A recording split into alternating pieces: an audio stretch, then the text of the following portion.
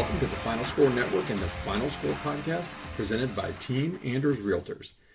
I'm Andy. He's former NCAA student athlete and co-host. Ryan, jam, two-hand monster flush off the inbound. Ryan, cam, slam, jam. Subscribe to us on Podbean, the Apple Podcast Store, Spotify, or anywhere you get your podcasts. Follow us on Twitter at TheFinalScore35 and TikTok at AGSpartanFan35. Oh, and one more note before we get started. I'd like to apologize to anyone I've not offended yet. Please be patient. I'll get to you shortly. Welcome into the 130th edition of the TFS Pod. July 11th, we're a week away from the Open, coming up quick. Man, it was kind of been a slow summer with sports. You know, golf here and there, good, right? And then baseball, boring. The Tigers are a snooze fest, even though they play in a snooze division. They're still third place, but that's a different topic. NFL's been quiet, college basketball, whatever. And then Friday, some crazy stuff starts happening with Northwestern, which we'll get to later, and dissect end of the era, then the Bob Huggins thing, which leads me into my podium, this saga. So if you didn't know, we talked about before, Bob Huggins was fired, got arrested for a DUI probably 2 or 3 weeks ago, blew like a .22, which is more than double the legal limit, obviously, had a bunch of beer cans in his car, gets fired, whatever, he resigns, in air quotations, and they name assistant coach, their acting head coach, interim coach for the season, trying to move on. Then on Friday, this dude writes a letter with a lawyer saying, I never resigned, I want my job back, I'm in rehab. After rehab, I want my job back. What is this guy? He's literally like, he's trying to pull a George Costanza. He's fired, but he's still trying to work. I mean, this is ridiculous. He's ruining his reputation. He's honestly, he was the winningest head coach, I think, active in college basketball, and now he just is tarnishing his reputation. Looks like an idiot. Not a good look for you, Bobby, and you're kind of putting more on your old program there and putting a darker cloud over it. I'm sure they want to move past it and try to, have a decent season for 2023, 2024, but not with that crap going on. It's not going to happen. Awful. Shut up, Bobby. Lighter note, we never cover baseball, and I just happened to tune in. It was after the fact. It wasn't during it all because I haven't watched a Tigers game and I don't even know how long, but we'll shout out to the Tigres, the old English D, which, by the way, is still one of the sweetest logos in sports. Absolutely. Ninth no in team history, and this is something that surprised me. Only the 20th combined no-hitter in Major League Baseball history. Now, I have to ask this rhetorically because aside from Ryan, who could weigh in, and I already know his answer, does this count to you? Does it matter to you? Personally, I say it does. I don't know what the baseball historians say. Back when I was a baseball fan, I think we talked about that a little bit last week. I probably, would have been well attuned to what they were saying about it, whether it was worth it or not. I don't care if it's one guy, if it's 3 guys. I think it's been as many as 5 maybe at one point in time. It's hard, right? It's hard to hold a team hitless. You got to have some lucky plays. And look, you want to know how hard it is. Ask, what's his name, that had the perfect game robbed from him. Yeah, Galarraga, 28 up, 28 down. Yeah, when, bad call by the ump before replay was available. So I still think it's a milestone event. Obviously, it's only happened 20 times in Major League Baseball history that a combined no-no has happened. It's a fairly rare feat. It happened a decent amount last year, I think. But a little shout-out, a little spotlight to the Tigers. No podium, of my typical ilk, which is, a negative take on something. We'll maybe save that a little bit for one of our downs because we're going back to 4 downs today, and I'm sure you can imagine what that might be about. But yeah, no shout out to the Tigers. That's about as close as I'm going to get to watching it, and it wasn't even live. Yeah, we only even get Valley here, so it's impossible. I only know because I saw it at the Score the other day. Right. Yeah, that's the only way to watch them. Or if they're on ESPN or something, which they never are because they stink. All right, moving on to our tee-up of the week. Kind of hard because obviously we'll talk about Northwestern here in a minute. I just talked about Bobby. Came across this the other day. I thought it was kind of funny. Chiefs superfan arrested, and this is a guy's name Xavier Babudra, I butchered the heck out of that. Kansas City Chiefs when he wears like the wolf costume, he goes to all their games. It's more like Chuck E. Cheese After as a he's rat. charged with robbing banks across the central United States and being a fugitive. What a dumbass. Kind of hilarious. He's only 28 years old. Stole stuff, moved it around. He's got to pay to get that suit dry cleaned. Yeah, exactly. Going to get a lot of years in prison, rightfully so. What an idiot. Nice. All right. All right, four downs. It's football time, Yeah, folks. we previewed it last week. Big Ten previews start this week for the next 7 weeks. Ryan's going to take the East. I'm going to take the West. I think he's going alphabetical. I'm going to give you order of worst to first in the West, and neither of us are really doing research on the other, but we did, at least in my case, I picked wins and losses. So, like where I think Ryan's team today will go. So, Yeah. I'll let him start because mine will be a fitting kick into our second down topic. For sure. Well, letter order ends up being at the beginning here, worst to first. I'm previewing the Hoosiers coming off of a just dreadful 4-8 season last year. 2-7 in the Big Ten. They've won 3 Big Ten games in the last 2 years. After we thought they maybe turned the corner, 2019 they were decent. 2020 during COVID they had Ohio State on the ropes, played really well, only lost a couple games. Penix was really good, beat Michigan for the first time in ever, really. And it looked like they were going to turn the corner. Then 2021, they kind of fell flat on their face, had some injuries. I think they went 3-9 in 2022. And then last year, followed up with a 4-8 snoozer. Just not very good. I mean, Tom Allen, I just saw a hot seat ranking on CBS, and they rank him as the hottest seat in college football. And I agree with that. He has not performed. He's 30-40 overall at Indiana. I mean, obviously not an easy place to win, but good Lord, man. I mean, they've been horrible. They should be 1-8 in the Big Ten. Michigan State choked on spit for one of their wins. So they really gifted. Gagged on Gerber. Yeah, exactly. Gifted one of their 4 wins last season. Just not very good. Will be Tom's 7th year. Yeah, cool. He's a good motivator. He like headbutts his players, but he's not a good coach. I don't think he is. He's a weirdo. His great season was the COVID year, which you was... know how old he is? Does he look pretty old? He's like 52. And there's no way he's 2 years older than me. Really? He looks like he's 65. Are you saying I look old? No, he looks way older than 52. All right. But it's not looking good for them. 14th. I know recruiting doesn't. I mean, now it matters probably a little more with the portal and all that stuff. But dead last in the Big Ten in recruiting ranking going into next year. This year does not bode well for a team that's in the cellar, and has been for the last couple of years. So dead last, 14th in the Big Ten. Key losses. They lost their leading running back from last year, Sean Shivers. They lost Tywan Mullen, who was one of their better DBs. He got drafted. And then Cam Jones, one of their linebackers, he also got drafted. And then they lose Desan McCullough, who's probably would have been their best defender coming in, and edge rushers transferred to Oklahoma, along with his brother, who was going to come in and be a 4-star corner for them this year. He also went to Oklahoma, so lost 2 there with the McCullough brothers. And then Devin Matthews, another corner, gone. Graduated. And Charles Campbell, their kicker, which was one of their best things kicking last year. They were really good at. Transferred to Tennessee. Then their second best tight end transferred to Michigan. Their quarterback from most of last year, Connor Bazelak, transferred to Bowling Green. Isn't that like his 8th transfer? His second, yeah. Missouri to Indiana. There. They returned some decent guys. I mean, they get back Josh Henderson. He was a freshman last year, running back. He had 398 yards, 4 touchdowns last season. So decent for a freshman. Then Jalen Lucas, probably the best kick returner in the Big Ten. Little guy. He had house one against Michigan State. Fast little guy, kind of plays all over the place on offense. Swiss Army knife kind of thing. Dexter Williams. He was their backup last year. He's back. He's all right. What was he against Michigan State? Like 9 for 40, and they still won. Cam Camper, he tore his ACL early last year. He's one of their best receivers. He's back. Aaron Casey, one of their leading tacklers from last year, is back at linebacker. And then Matthew Bedford, their left tackle, he is back. He's been kind of their bookend for the last few years.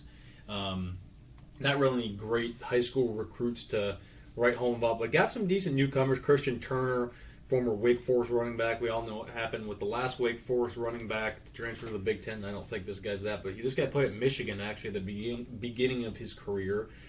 So find his way back to the Big Ten.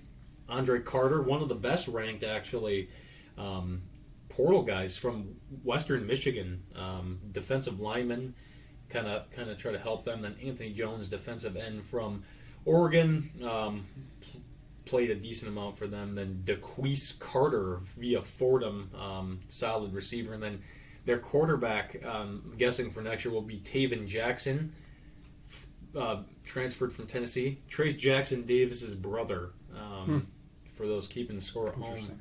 So trying to carry on the legacy. He's okay. I don't know. He doesn't have much help. They basically have a whole new offensive line. They have the air raid system going now. They got their O-line coach from Wisconsin that left with Paul Chris, so maybe that'll help.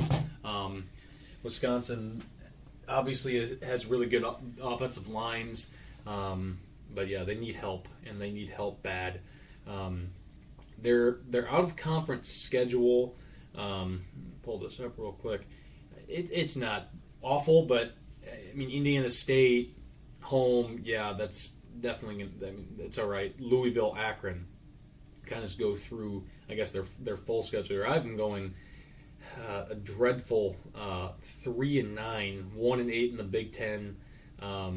They start off the season with just a doozy. Home against Ohio State, who in the past they played decent against, but they're not going to beat them. Ohio State has more talent on one guy than Indiana has on their whole team. Then they play Indiana State, which I've been winning against the Sycamores there. Then Louisville at home. Jeff Brom playing his former rival, a little border war. I have Louisville winning. They have a decent roster. Then Akron at home, have them winning.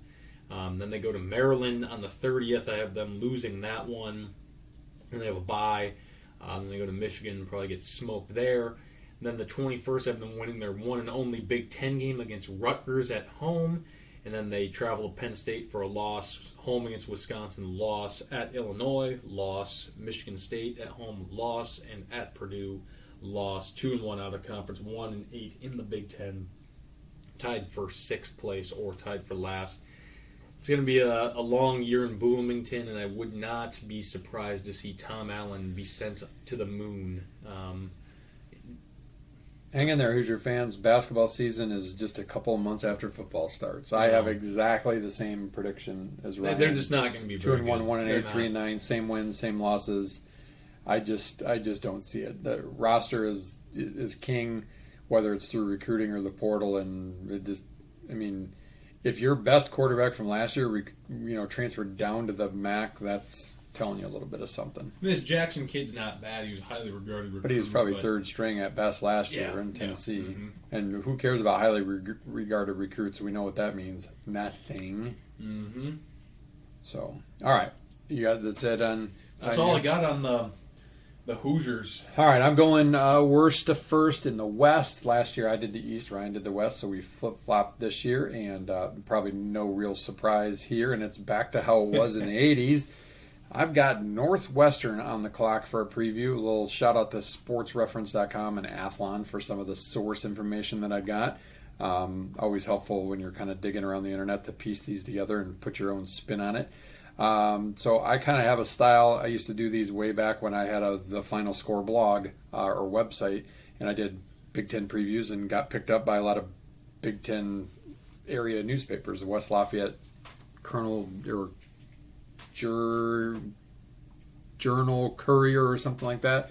Their beat writer used to pick up my Purdue stuff, so shout out to him. I don't know if he still listens or if he still beat writes for them. But anyway, I follow a lot of the same trend. So I'm going to give you a little 5-year conference trend for the Wildcats. This is conference only. 2022, 1-8, 7th place. Yeah. 2021, 1-8, tied for 6th.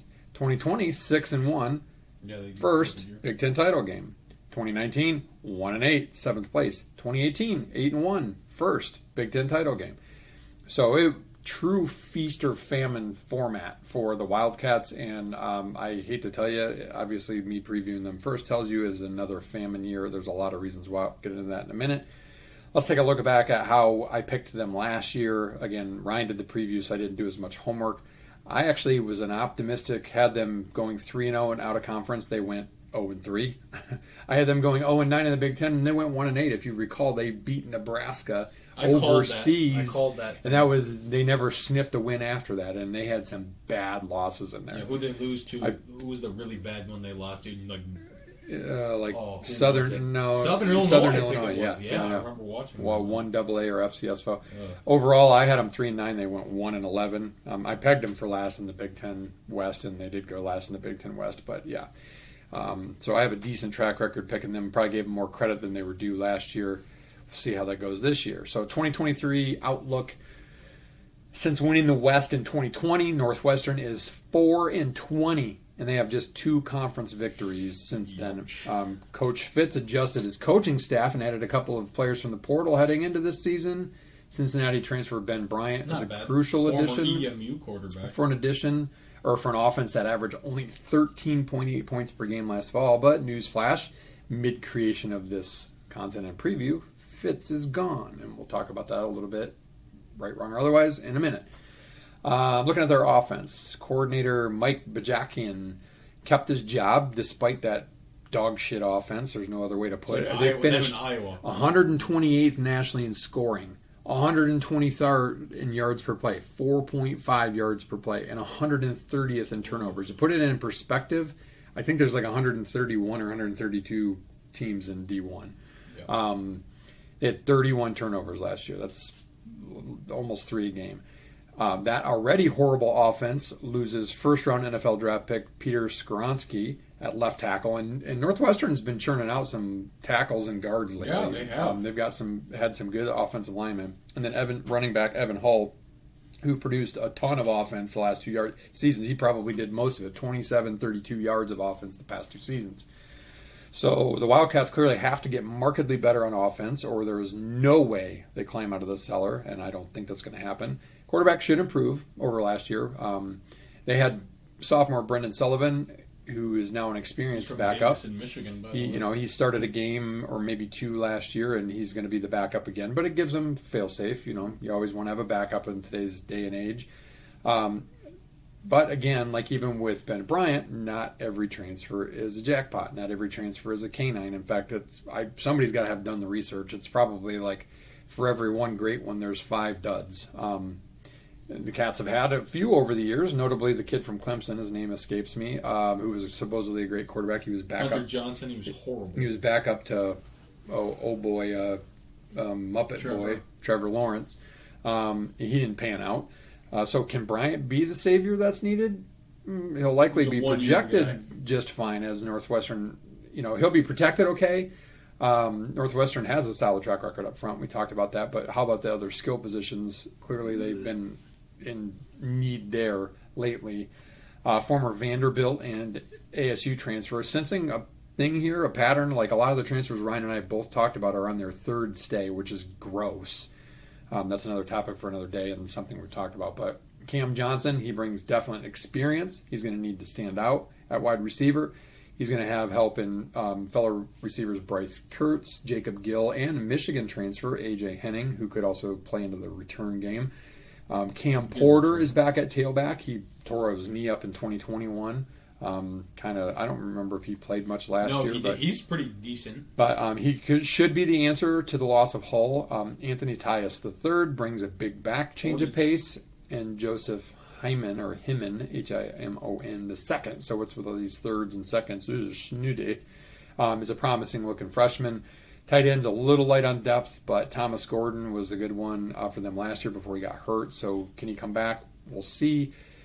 Maybe some decent guys, but no name brands for sure at skill positions. And enough other stuff going on. Defense, David Braun is the new defensive coordinator from North Dakota State. Remains to be seen. Will he be named the interim head coach? Oh, did they name him? Yeah, he's okay. I hadn't seen that yet. And he'll look to bring an upgraded and simpler scheme to the mix. Secondary is the strength, which is good because they run a 4-2-5 alignment, which is now popular in college football. The Wildcats have turned out some great defensive backs as well the past several years.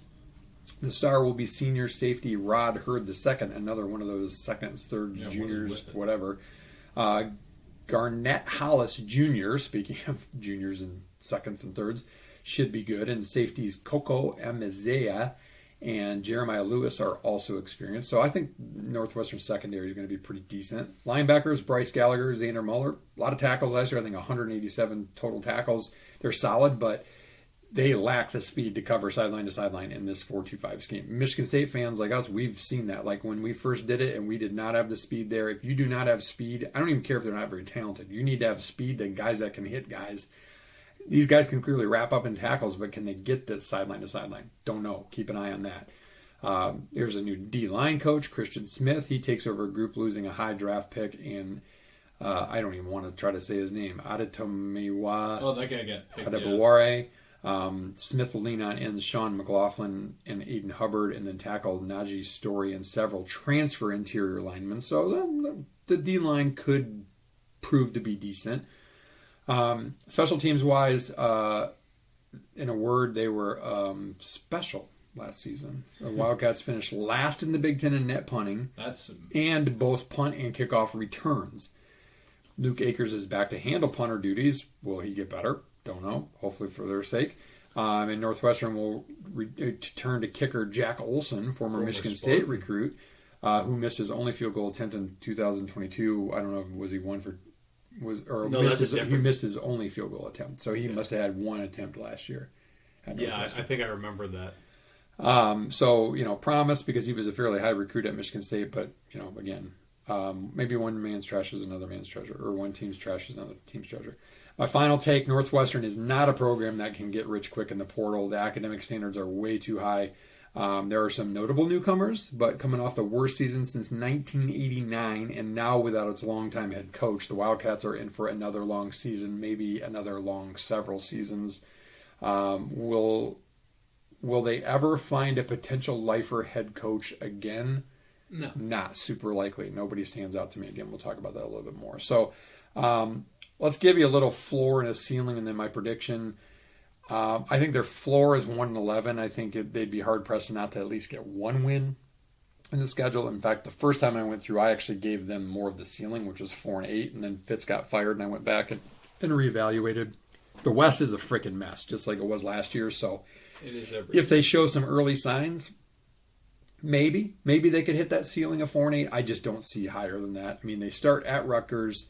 That's a winnable game, but it's on the road, so I'm going to go with a loss. Got a lot of things on their mind right now. Then they got UTEP at home.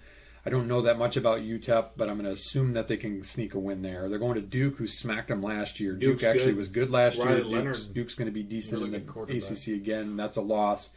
Then it's Minnesota, Penn State at home. Loss. I mean, I don't think they have a chance in either of those games. Then Howard should be a win, but hey, I mean, Southern Illinois should have been a win last year, so I've got them pegged for a win there.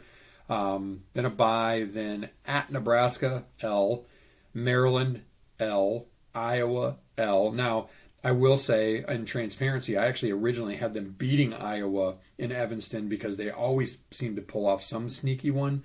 But again, after Fitz got fired, no way in hell.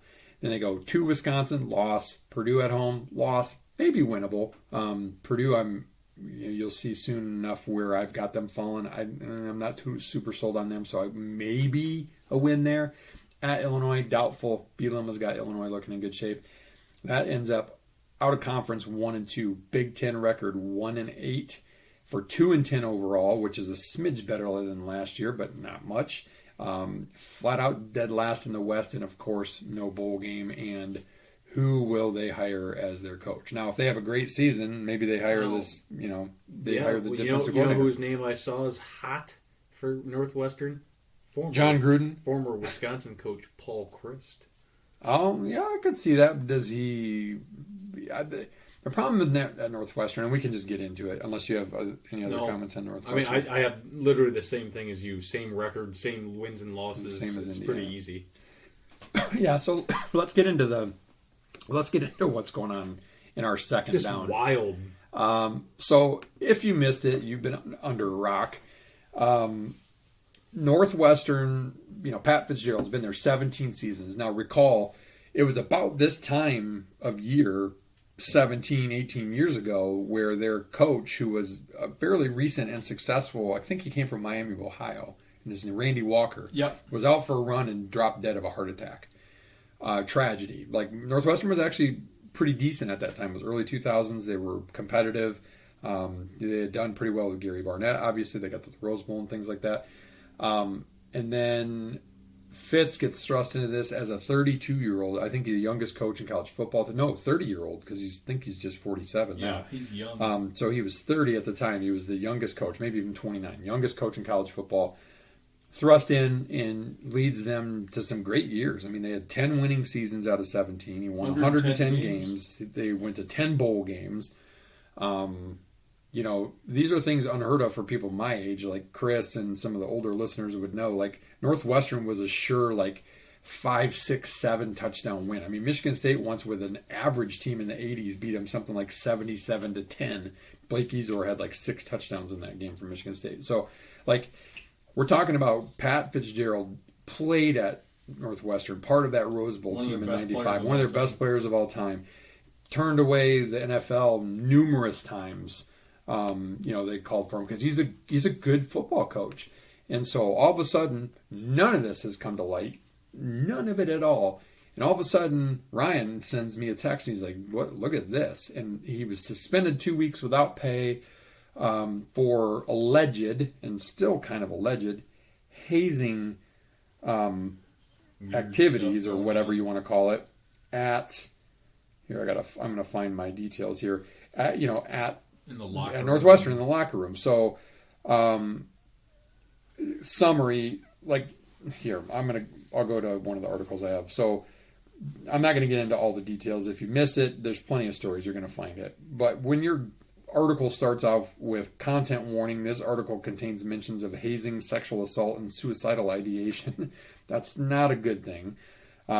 Now, originally, I think it's up to 11 people have corroborated this now. Mm-hmm. It was originally one person, then 2 people that said, yes, I saw this happen. Practice dubbed running. Basically, it was a way to punish freshmen and other people for mistakes. The long and short of it, people don these, whatever you call them, the Bane, whatever, from Batman masks and dry hump people and whatever. I don't know that there was actual, there was a story about a Carmel high school in Indiana several years back where they were actually putting broomsticks into people's buttholes. I don't think there was anything like that. I don't think there was anything that egregious. Now, I'm not going to say that in today's lily sensitive, it's okay for men to be women and win Miss Netherlands world that any of this is okay. I'm not. Don't excuse don't confuse what I'm saying as an excuse for Northwestern, but for none of this to come out, and if it's supposedly been happening for a long time, to all of a sudden come out, and there's things like dry humping, and there's coerced whatever, and one of the things that I thought was pretty funny is they call it the car wash. They would make a freshman go into the shower and have to spin around between 2 naked linemen or something. I mean, okay, is it disgusting? Would I want to do it? No, but boys will be boys, locker room behavior. So my question here is, how do you go from not a word about this? And I've seen some TikTok videos and some idiots that have commented on a couple things that I commented. I'm like, where's the due process here? It's not a legal thing. Well, no shit, Sherlock. It's not a court, judge and jury thing. But where is the due process? Because how do you go from nothing to students in Northwestern's a renowned journalism school breaking the story, the president suspending him for 2 weeks, and then hearing a little bit more detail and going, oh yeah, even though I know that the investigation had been dating back to January or something this year, and it said that there was no clear indication that he knew. All of a sudden, he was getting buyer's remorse from not following the woke protocol and immediately canning the guy. So, rightfully so, Pat is suing the university for what the hell, you're going from, nothing to 2 weeks to fired. You're smearing and tarnishing my reputation. And I'm like, let's put aside right now what may or may not be true. If any of it's true, I think we probably could have landed somewhere in the middle and said, look, we don't condone this behavior. We're suspending you without pay for a year. And then if he decided to leave, give him the options. Door number 1 is you sit for the year, no pay. you're embarrassed, but you can come back and rebuild your legacy. Door number 2 is it's your way to just resign and say, hey, to keep the spotlight off of my alma mater, I'm just going to walk away. Like, that to me would have been a reasonable decision. Instead, what happens is the president gets pressure from the media to do what everybody else in the world is doing, and it's to immediately say, oh, that's it. I can't. I got to fire him. Hey, Bozo Breath, Shill, I think is your name. Your baseball coach has been accused of the same thing. You don't have a football coach problem. You don't have a Pat Fitzgerald problem. You have a university problem. You should lose your job. If you're going to say that Pat Fitzgerald, who none of the investigations could prove that he was aware, now, whether you agree that he shouldn't have been aware or should have been aware is a different story. The investigation said he wasn't aware. Couldn't clearly prove that he was aware. Okay, you want to say lack of institutional control as the head coach, you should have been aware. That's fine. That's where you suspend a guy for a season, suspend him for half a season, whatever, rather than just fire him. You have that going on in your baseball program. You have an athletic department issue. If all of this stuff is true, you have a you issue. I'm not going to sugarcoat it. Like, Shill, you have a you issue. You have a university issue.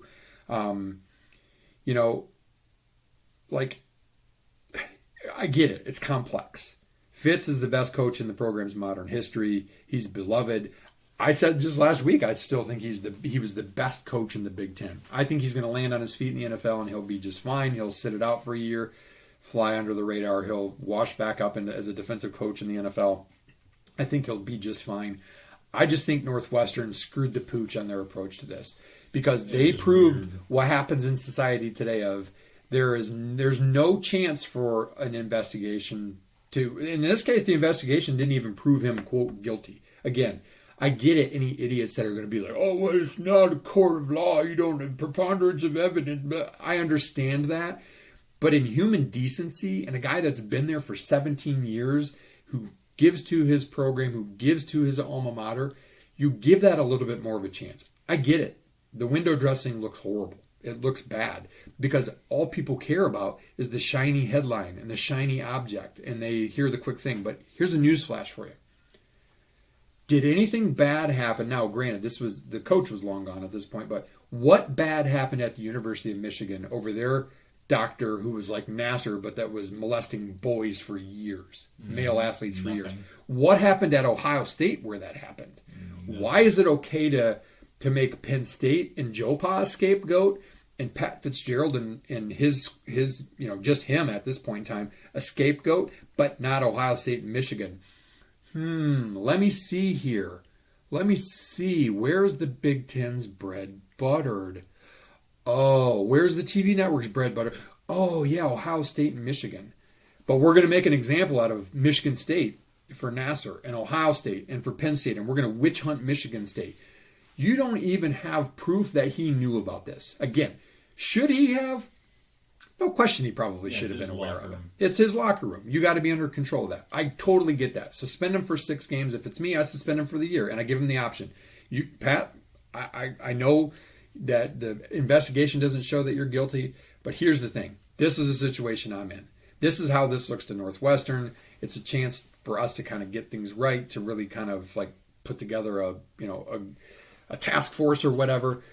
You go through some training, whatever, and ideally, wink, wink, we'll just kind of give you a little settlement, and you can ride off into the sunset and take that Chicago Bears job that you've always wanted. Okay, but you give the guy an option. You don't go from 0 to 2 weeks to fired with nothing. And I guarantee you, Fitz is suing the university. He is suing it. I guarantee you, he's going to get some sort of a settlement out of the deal. On breach of contract or something like that, and Northwestern is going to look even dumber. The president is who ultimately has that control over the entire university, right? So, like, you're telling me the football coach and the baseball coach are guilty of this, and you're not going to hold your athletic director accountable, and then you're not going to hold yourself accountable? At Michigan State, what happened? Louisiana Simon, the president, was gone. Mark Hollis stepped down, the athletic director. Yep. There were no coaches involved, directly because it was a doctor thing. But like they tried to get D'Antonio and Izzo on the hook for stuff, which was BS, which is another reason I hate ESPN. But like Northwestern and all universities, hire me. Let me be your PR and communications consultant because you suck at it. You suck at it. You are so knee-jerk. You don't spend the time to think about the whole thing. You're just looking at what in the here and now is going to make me look good. And I'm sorry, but you've had 11 players say, yeah, it was happening. We viewed it as hazing. We didn't really feel like it was that big of a deal, but yeah, okay, it was hazing. The rest of everybody else over these 17 years has signed things, letters, whatever, saying this is not what existed. This is not what happened. And I'm telling you, I think McAfee or somebody said this, like, if this had been ongoing for years, don't you think some disgruntled player, some disgruntled freshman or something for playing time wouldn't have blown the whistle before this? I have a really hard time believing that all of a sudden this has been an issue for the last 5, 10, 15, 17 years. And I don't know what number they've put on it, but I think it's unfortunate for Fitzgerald. It tarnishes his legacy. I don't think it ruins his legacy. I think a lot of things get forgiven over time, especially if what happens if at this time next year, this is what I said to my friends in a kind of a text. What happens if at this time next year, Pat Fitzgerald is the Bills kicker from last year? Yep. Who got run out of the league and called a rapist and like basically bullied out almost off the face of the earth to the point of suicidal thoughts. Oh, he wasn't guilty. Stop with the knee-jerk BS. Suspend a guy for an extended period of time. Do a more extensive investigation and then handle it the right way. Northwestern, you screwed this up. Period. And if ultimately it meant that he was going to be gone, that's fine. But because you did it the way you did it, you're going to have to answer to it. And I'm telling you, if I'm a Northwestern donor or grad or whatever, I want my president's head on a platter just as much as I maybe would have wanted Fitzgerald. And oh, by the way, has their baseball coach been fired yet? I don't think so. So that's horseshit. That's horseshit. I don't know, Ryan, I talked a lot about that, but I don't know if you have anything else. I got nothing. It was good. Want to do a ad read? Yeah, let's do an ad real quick. So, unfortunate situation there for sure. A quick word from our presenting sponsor, Team Anders Realty will help you find the home that best fits your needs and makes the process simple and fun along the way. The Anders have served thousands of clients over 30 plus years in the Grand Rapids, Michigan area and are here to serve you today. Learn more from our presenting sponsor at teamanders.com. All right, well, before we move on to third down, I get a quick note from my group chat. Fitz isn't going down without a fight. Let's see if there's anything. Oh, he released a statement. So let's read this real quick because this is like pretty recent. Not going down without a fight. Longtime head coach has hired legal counsel after he was fired amid an investigation. Again, a lot of that alleged, not proven even. This is his statement. I was surprised when I learned that the president of Northwestern unilaterally revoked our agreement without any prior notification and subsequently terminated my employment, Fitzgerald said in part. I had the privilege of serving as head football coach at Northwestern for the past 17 years. As a former Wildcat player who played a part in the remarkable transformation of our program, it was a tremendous honor to have the opportunity to lead the team. I take great pride in the achievements we accomplished during my tenure, both on and off the field. I dedicated myself wholeheartedly to nurturing our players, not only as athletes, but also as exemplary students and members of the community. Our program instilled in young men the qualities to become outstanding husbands, fathers, and valuable contributors to society. That lacks a lot today. Our players were well prepared to make a positive impact in the world, and I am confident in the success we achieved together. The overwhelming majority of players were coached, 99% to be precise, have provided positive feedback that affirms our efforts. Attorney Maggie Hickey conducted a thorough investigation spanning several months into the allegations that led to my termination. Her investigation reaffirmed what I have always maintained, that I had no knowledge whatsoever of any form of hazing within the Northwestern football program. Last Friday, Northwestern and I came to a mutual agreement regarding the appropriate resolution following the thorough investigation. This agreement stipulated a 2-week suspension. Therefore, I was surprised when I learned that the president of Northwestern unilaterally revoked our agreement without any prior notification and subsequently terminated my employment. Given this unexpected turn of events, I have entrusted my agent and legal counsel to take necessary steps to protect my rights in accordance with the law. And here's the thing, too, is Schill, the president, stated that Northwestern's investigative report will remain confidential. I have a real, like, where's the transparency on your part? You're going to fire your coach in a woke knee-jerk reaction, but you're not going to be transparent.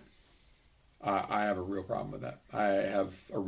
So, sorry, wanted to finish that up, and because that was good little fodder, and to hear Fitz's take on that as well. All right, moving on to third down. This one popped into my head the other day, Ryan. So I thought, because we were both perusing the top 100 public courses in the Golf Digest that we just got, we're going to do the best top 100 courses we've played bracket. Oh, nice. All right, now we've only played 7, not 8, so I threw an 8th in there because we kind of played halfway, played it. And these are in order minus the 8 seed, order of their rank in this year's ranking. So you got number 1 seed, which is a mainstay on our list, Arcadia Bluffs, which is ranked 14th among public courses that you can play, against number 8, the one that we didn't really play, the Loop Red, which is ranked 69th. Arcadia, for sure. I mean, we didn't play the Loop Red, we played the Loop Black, but whatever. All right, so then we'll face the winner of Arcadia Bluffs South, ranked number 53, against the Loop Black, number 58. Loop Black.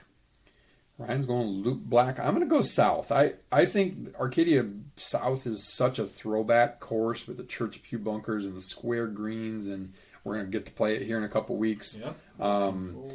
It's far different than Arcadia Bluffs, but it's fun. It's firm. It's a different kind of golf. Like, I think the first time we played it, once I finally got the hang of it, I had like an 85-yard hole out, which was about 30 yards of it was rolling on the green. Just because that's how you have to play it. You got to land them short and let them run up. So fun course that way. So I'm going Arcadia Bluffs South. Bottom half of the bracket, number 3 seed Forest Dunes against number 6, which is ranked 32 in the top 100, against number 6 seed Tullymore, which is new to it at 73. I don't remember that much. I really like Forest Dunes though. It has to be Forest Dunes, but I don't Tullymore. That was a long time ago. Yeah, Tullymore's, we should go play it again. It's not very far away. But Forest Dunes, I mean, I shot, if I go, quote, handicap max, I shot a 78 there last year. It ended up being an 80 because we were playing everything all the way through. So I had pretty much par golf through 16 holes and 2 quadruple bogeys on like number 17 and something like number 7. But I loved that course. That was such a fun course. Of course, I played it well too. And Tullymore's good, but I got to go to the Dunes. And going to face the winner of number 2, the Battle of the Harbors. Number 27 ranked Harbor Town, and 7th seed number 90 ranked Harbor Shores. True Harbor Shores. Harbor Town. Harbor Shores was interesting. I would like to. I'm going to go with Harbor Town. I would like to play it again. We couldn't play the 18th hole if I remember, because it was under renovation. It was under construction for the PGA. It's a very unique, almost like pockets of 3 types of holes. Shores is very loosely, because there's one hole where you can see the water. Yeah, and then one that's on the dunes. Couple kind of dunesy holes, but it was a fun layout. I would definitely like to play it again. It's a good layout. It's really remember, it was flooded, and you couldn't get under. We had to cautiously go under the bridge in the cart without getting washed away. So. All right, so you got Arcadia Bluffs against the Loop Black. Arcadia. And then I've got Arcadia against Arcadia. I'm going to go Arcadia Bluffs. And then you've got, or we both have actually, Harbor Town against Forest Dunes. Forest Dunes. I've got to agree. Harbor Town was great because it's a pro course. It's fun to play there. To play again, though. It's so hard. It was so expensive. It was beautiful. Awesome. I enjoyed it, even though I shot like 101. But I agree. I mean, out of these two, I think about I could go back and play Forest Dunes. I could play Forest Dunes 3 times for the cost of playing Harbor Town one more time too. So, all right. So we both have Arcadia against Forest Dunes. Arcadia Bluffs. Oh, yeah, Arcadia Bluffs. I mean, if you have not, I agree. If you have not played Arcadia Bluffs, you are missing out. And the thing is you don't have to pay full rack rate in the summer. Like, you can play in April and catch maybe a lucky good day, or even early May, and it's like $120. You can play when we did in mid-May, and it was like $170. Mm-hmm. You can play in September when it's back down to like $170. You lose a little bit of daylight then, but like you can push it and do like a 3 o'clock round and hit a twilight in September and just get it in. It is so well worth it. I still want to play there when they have the bagpiper, because we've not done that yet. I don't remember if when we last did it in the summer, we just weren't there at the right time of the day. I think that might have been what it was. But yeah. Anyway, that was a fun one just to kind of look up. There's a lot of courses in that top 100 that we could definitely play that are pretty cheap. There are other courses that I've played. I've probably played Kapalua, Mauna Kea, in Hawaii, and maybe 1 or 2 other courses in there. There's definitely a lot of courses I'd like to play in there, and some that are pretty reasonable. So we'll have to add them to our bucket list. Oh, yeah. For sure. All right, 4th down, our usual golf spot. You go first.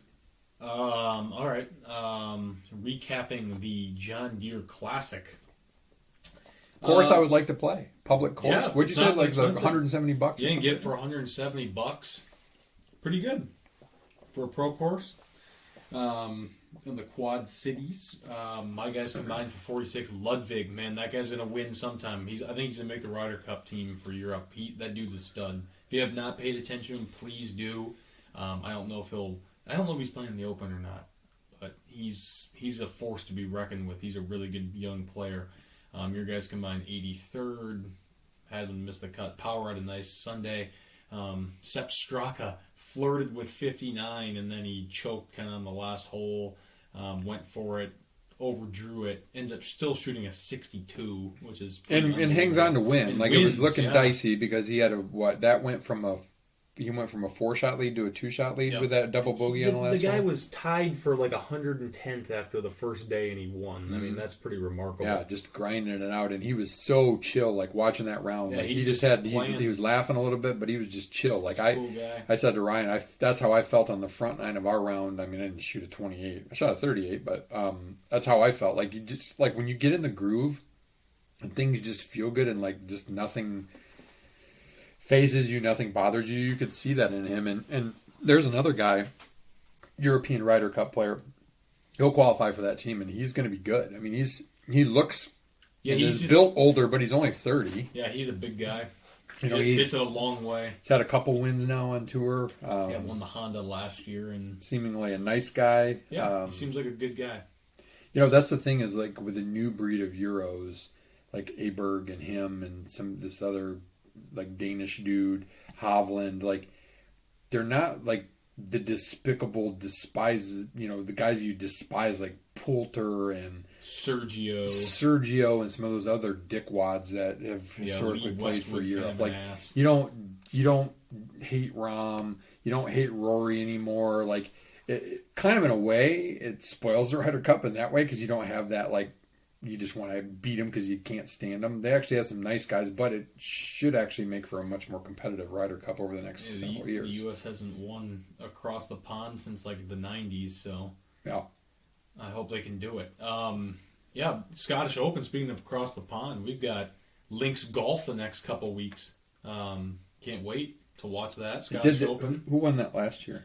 Schauffele did. Schauffele, yeah, he right. beat Kitayama. He's up there in his in the odds this week for sure. Yeah. Who you got for that? Fleetwood. I think he's got a really good shot, and he needs to win something that's semi PGA Tour. Right. I agree. He's won DP before. Then I've got a young up and comer who I also think will be on the Ryder Cup team. That's one of the Hojgaard brothers. Rasmus. Oh yeah, he's the guy from. He won last week. He's 22 years old. He's got 4 wins Denmark, in the DP. Right? Yep. Yeah. Dude can play. He is really good. I think he could play really well in the Open, to be honest with you. I'm going to go with one of your other young guys that you mentioned, the guy you had last week, Ludwig van Aberg. I like him. And then I'm going to go with Rory. I think Rory has been... He's due. Rory's due. He's been playing well. He's been there. You know, it would be Phil has done it, won the Scottish, Yep, and he then won followed it, up then with the won, British, yeah, or 2013. not the British, sorry, the Open. I'm rooting for Rory. I'd like to see Rory do well.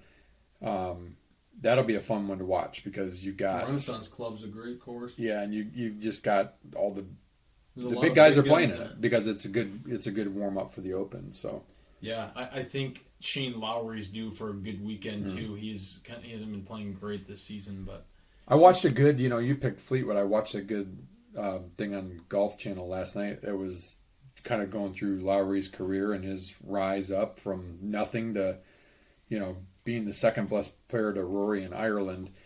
And I forgot that it was he and Fleetwood that were battling for the Open the year that Lowry won it. and at Portrush. Mm-hmm. Yep, that's back there in a few years. They just I think they're doing Birkdale. Is it Birkdale? I can't remember. In 2026, they announced the next Open venue. I can't remember what it was. Golf. Anything else? Golf. I mean, we reviewed Links at Bowen last year. I played a new course, Stonegate Golf and Community, up in Twin Lake, just northeast of this Muskegon area. Sneaky good track, not overly long or anything, but pretty tough. A lot of forced carries over ravines and just crap. Very woodsy, kind of as an up north feel to it. Pretty good course for Twilight, where it was only $45 for 18. Pretty good. That's If you're reasonable up that in way, today's day and I would suggest playing it. It was pretty well manicured. Greens weren't overly fast or anything, but I've never seen greens break like that. Like, you had to play a putt with 3 feet of break like 5 or 6 feet because it was weird. Like, on the practice ground, I'd hit a few. I'm like, this is definitely going to be okay. And then it would break way right and go way under the hole. Then you try it again. Then you'd make it hitting it way up. It was weird. But a good course. I'll have 3 new to review next week. Treetops. I'll have to give you your own segment. Fazio Premier.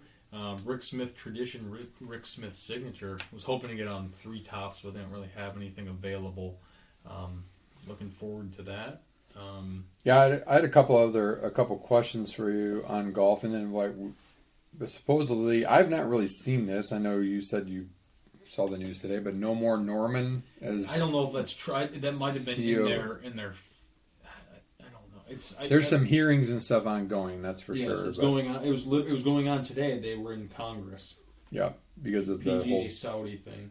Yeah, so it'll be interesting to see what happens with that. So, question I had in honor of the women's Open that was at Pebble Beach last week for the first time. I don't even know. There was a girl from Hawaii, I think, that won. So if you missed the news, which maybe you did, although I will say that the women's golf, there's some really good golfers. How mad would you be, because this happened, if your caddy gets you DQ'd for using a rangefinder? That happened. There was a girl who was even through 5 holes. First round, right? Rookie on the LPGA Tour from Thailand, and her dumbass caddy used a rangefinder. Like, this ain't the Muni. This is not the member guest. It's not the invitational. They would know that. Like, there's only one time, and I don't know the rules on the LPGA. I assume they have like a PGA type, like an LPGA championship, just like the men have the PGA championship. That's the one time you can use a rangefinder on the men's tour. Ridiculous. So here's one in honor of kind of how I started last week. Just thought this one came to me when I was just kind of doing some notes. Would you rather start your round hot and end or start I like and end finishing hot? hot. So like I shot 38-45 with, just like grinding out basically bogeys on the back, when I had that glimmer of a rare break 80 the way I was playing. Would you rather have that or have the opposite where you're like you kind of get off to like you shoot a 45 and then you're just like firing at it and you're like, shit, I could maybe do something here. I could shoot par on the back. So you'd rather end strong? Yes. Yeah. Give you some momentum. I mean, I think there's definitely it feels good to start strong because you just kind of get the momentum and the. So here's the thing: I'd rather just play the whole 18 good. Well, of course, it's an novel. I think I would still like the 38 because I know that even if I just throw up on the back, I'm still going to shoot in the 80s, and that's always my goal. So I'm going to go the opposite of you. I'd rather start hot like I did and. All right, that's it for me for golf. And also Northwestern, going back to that topic I just saw that reminded me that they're keeping all of their assistants on the staff Yeah, so how are none of the assistants culpable, but the head coach is? Again, I get it. The buck stops with the head coach, but we're talking alleged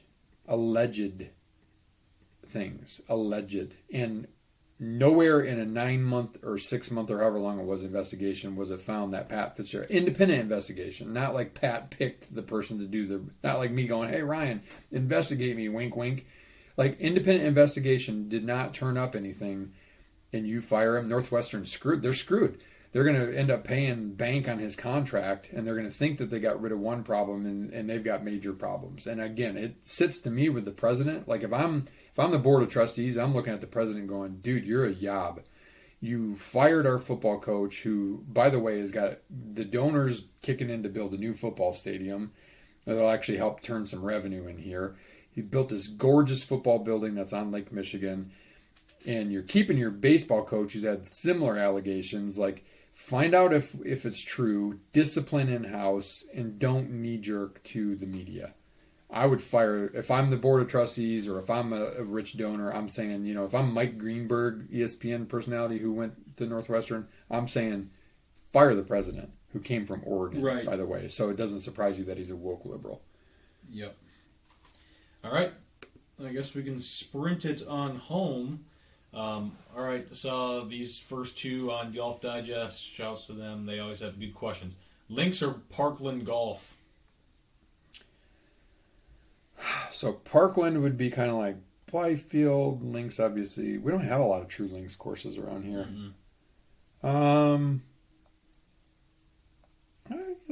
I see merit to both. I guess if I had to pick one, I want to play I'd like to have gone and played in Ireland, Scotland, true links golf to be able to tell you for sure, but my gut tells me true links would be more fun. Yeah, I say links too. Worst way to make a bogey? Oh man, 3-putt. Because I had in my last 2 rounds prior to Saturday, I had 1 3-putt on Sunday. No, not a bogey, but I had 9 3-putt bogeys in the previous 2 rounds. That's what I said. So yeah, 3-putt bogeys suck because you get on the green in a position where you just need to make a decent lag putt and you screw the pooch. Boo. Best Faygo flavor? Oh man, grape.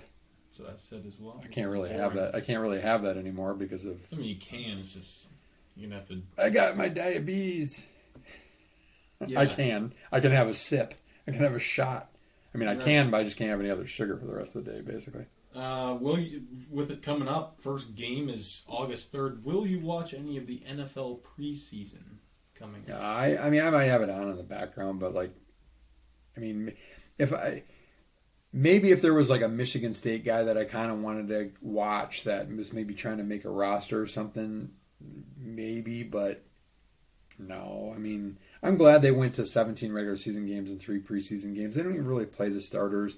The most I watched preseason, honestly, was more via Hard Knocks last year with the Lions because that was super interesting.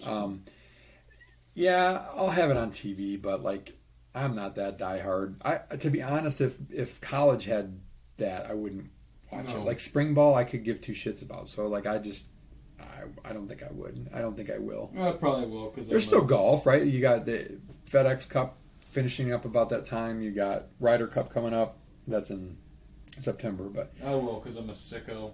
Yeah, no, Sport, not me. Football, basketball. It's a good nap time. Well, of course. All right, that's 130. Follow us on social media.